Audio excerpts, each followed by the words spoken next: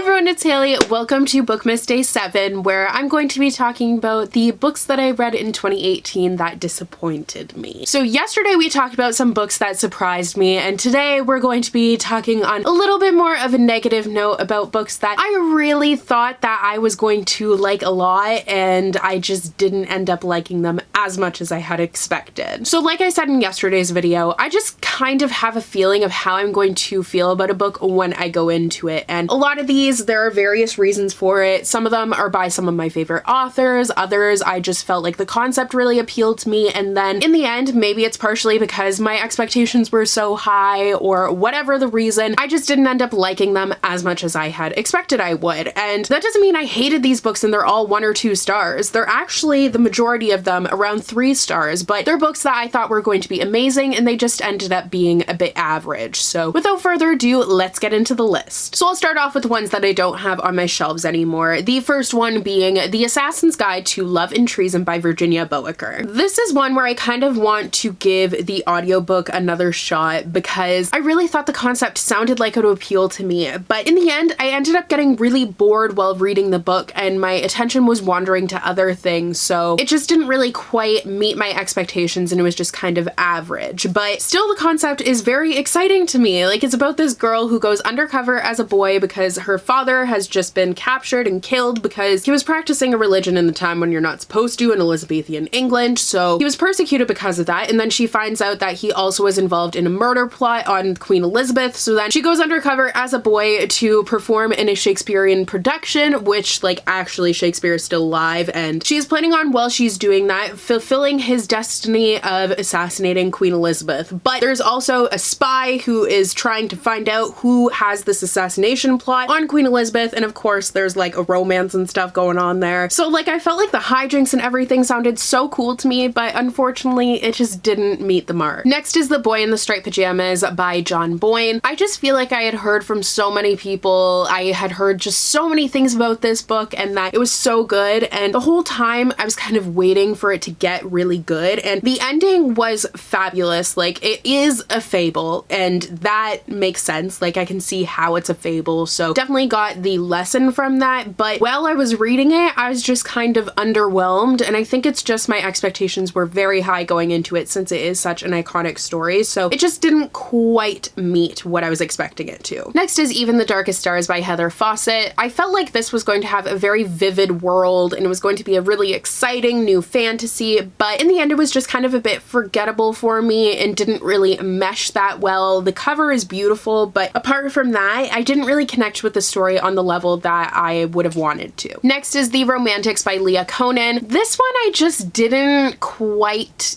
get it. Like, I knew it was going to be kind of like The Book Thief, but very different because it's a love story told from the perspective of love itself. So I knew it was going to be a different perspective and it was going to be like a really fun story, but I just didn't really care for the characters or their romance. I wasn't invested in it at all, and because of that, I just wasn't really able to enjoy it. Next is Royally Lost, and I don't even remember who this was by, but I knew going into this that it was going to be like a cheesy, cutesy romance, and I totally was prepared for that, but it was just way too much for me. Like, I can totally see where people would enjoy it. I think that maybe if I had read it when I was younger, I would have been like, yes, adorable, but where I was in my life when I read it, I was just kind of like, nah, so it just didn't mesh with me, and overall it was kind of disappointing because I thought it sounded so cute, like a prince going on this traveling trip in Europe, and like it just seemed adorable, but it just wasn't. So now getting to the books that I still have on my shelves. First is Wild Card by Marie Lu. This wasn't like an inherent disappointment, it just, I really enjoyed Warcross. I liked Warcross so much that I thought I would fall in love with this story, but I don't know if it's when I read it or what, but it just didn't really